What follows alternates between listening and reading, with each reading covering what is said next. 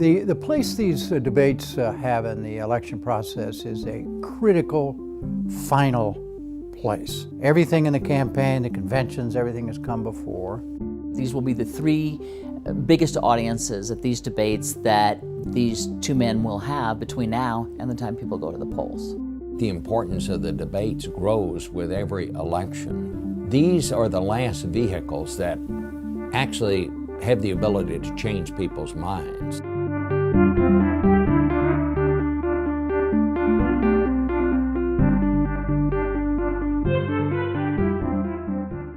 The debates bring everybody together, everybody who's already decided, the few folks who have not decided, to see the candidates in the same place at the same time in a comparative environment. We have two parties. There's a reason we have two parties. They really disagree about what the size and shape and role of the government ought to be. And I think the debates are going to be very useful to bring that out. And I think they will eliminate any sense that we don't understand what the choice is here. I think that they look at it as a place not to make major errors. I think that's number one on their list. Do not mess this up. But if you are behind going into it, you want to shine. So you have in your head perhaps something that will make you stand out. Now maybe it's a zinger you're going to throw at your opponent that you think might make a difference. Or maybe it might be, this is not what I'm for. Here are three things. And then there would be information within it that would be new. People generally base their vote for president, when it comes right down to it, on the person that they feel most comfortable with in times of a crisis. And that's why I think the way the candidates come off, even more than sometimes what they say, is the most important thing. In between, the candidates will answer or comment upon answers to questions put by a panel of correspondents. The Kennedy-Nixon debate, the first debate of 1960, is the first real time in the history of television in which you have a massed audience simultaneously sitting largely in living rooms, watching two candidates exchange answers on a focused topic with journalists acting as the intermediary. What I think Kennedy and Nixon discovered, to their amazement to some extent, was that it didn't matter just what you said, it mattered how you said it and how you looked saying it. And Richard Nixon had a 5 o'clock shadow, a very heavy one. And Jack Kennedy looked handsome and was really good in front of the camera. People who heard it on the radio, many of them thought that Nixon won. But people who watched on television thought that Kennedy won the debate, and that's because of the appearance of Richard Nixon. He was sweating across his lip, and he looked nervous and unsure of himself on television. It goes back to seeing a complete picture of the person and your sense of that person, his composure. So it wasn't just the debate in 1960, it was the introduction of television as a force unto itself in presidential politics. And it became a fact that you were selling a product on TV, the product happened to be a candidate.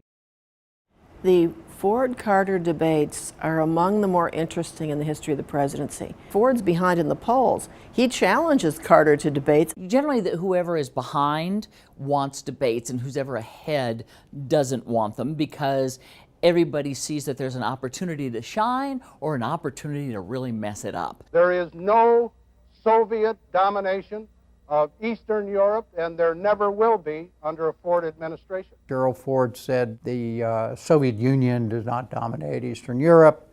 Some people would argue that cost Gerald Ford the election. I don't think that was a gaffe. What Ford said is actually what the policy of the United States was. He didn't say it well. The administration, as well as those past, asserted that those were free peoples. They had the rights to independence. I'm not sure to the average viewer who doesn't think a lot about foreign policy, that was a big deal. I think when the attention that was lavished on it became obvious to all, then it became seen as a blunder that probably most people didn't think of it as.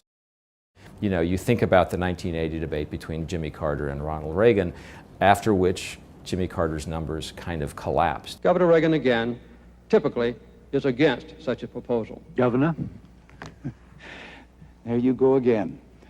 There is some evidence that some people who came in thinking, well, I'll vote for Jimmy Carter even though I don't like him very much, saw Ronald Reagan and said, I could live with that guy. And they turned around and changed their vote. I think when you make that decision, it might be well if you would ask yourself, are you better off than you were 4 years ago? And it's all in the eyes of the beholders, the voters. And whether they, I don't like him. Oh, he's terrific. Hey. And if you're kind of undecided, that's helpful. Maybe that Carter-Reagan debate changed the course of the campaign and helped determine the outcome. It was partly because there was only one debate, and it was very late, and it was one moment, a fleeting moment, really. I remember Michael Dukakis, and I don't think this was a genuine moment. I think this was a debate moment. Governor, if Kitty Dukakis were raped and murdered, would you favor an irrevocable death penalty for the killer? No, I don't, Bernard, and I think you know that I've opposed the death penalty during all of my life. And that's all anybody could talk about the next day. Would he be for the death penalty for the person who may have raped his wife? What would anyone say if you'd want to kill the guy? I think that really did hurt him. And Michael Dukakis delivered a kind of bloodless answer. People came away, perhaps, with what was a pre-existing condition for Dukakis, which was that he was kind of this cold, technocrat. But appearance is so important. People look at you and they make decisions about whether they like you or not. We have a question right here. Yes, how has the national debt personally affected... After the debate, I did not know that George Bush had, during the debate, looked at his watch 3 or 4 times, looking at the time. And I started hearing from the public, what was he looking at his watch for? Where did he have to go? He's at a presidential debate. They didn't like that at all. George H.W. Bush looks at his watch because he has no patience for this, and it's like the guy isn't really into this. He's kind of just punching the clock here. Clinton made the point, an interview with me, he said, look, if Clinton, had looked at his watch, or if Perot had looked at his watch, wouldn't have mattered at all. The only reason it mattered because it fulfilled something that was already in the wind. The other thing that the public noticed that they relayed to me is that he stayed close to his stool. He and Bill Clinton was wading into the audience. He was going right up to people and looking them right in the eye. President Bush remained back near his stool and very close to it in a little circle around it. Bill Clinton is the master politician, maybe the best politician of our time, and he has the ability to explain things in a way that people understand. I mean, he can connect, and George Bush didn't have that. Well, here's what happened in Gore versus George W. Bush in 2000, first debate, Boston. When Bush was talking, you could see Gore listening. And the vice president doesn't believe in exploration, for example, in Alaska. There's a lot of shut-in gas that we need to be well. This is a major problem. New subject. There's differences. I was the closest person to those two people, to George W. Bush and Al Gore. And when the debate was over, I was walking out of the hall with one of my daughters, and she said, "Hey, Dad, that was really something that Gore did." And I stopped. I said, "What did Gore do?" And she said, "Well, all that sighing and grimacing." Of course, I hadn't seen any of it. My daughter said, in fact, "Dad, that's going to be the story of the debate." And I said, "Oh, give me a break." Sometime as the moderator, you're seeing them in person, and you're not seeing what's going over television. When Al Gore did all that sighing, I was watching on television. I saw it, and I thought, what is this all about? What are you doing? Al Gore, what are you doing?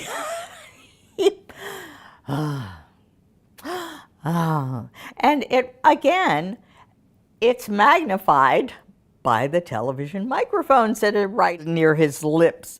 It picked it up so clearly, and it was like, oh dear. As I say, those little things can make you forget what he's saying at all. You're like wondering, why is he doing that? Al Gore sighing. Why does it matter? It doesn't matter to me. How does that predict the presidency? I don't care if the president sighs a lot, or sighs a little, or doesn't sigh at all. I care about whether he commands the issues. I want to know about his temperament. I want to know whether or not he seeks out information systematically and how he processes it. Is it fair that people base their opinions on a candidate on some little thing they said, some gesture they made, how they answered a question? No, that shouldn't be what people determine their vote on. But people do that. They do that. There are two questions that bother me about debates as a journalist who's covered them and also participated in. One is, people say, is the candidate a good debater? And I've never understood what that means. What does that mean? That you score more points, or that you look better, or you sound better, or that you know more? I don't know what that means. And the second question, which I wish we would all stop asking, is who won the debate? I don't know how to answer that question. Who won the debate is not an answerable question. What impressions were left by this debate is a good question. But who won the debate, I just wish we would stop asking it. Not that we will, but I wish we would stop asking that question.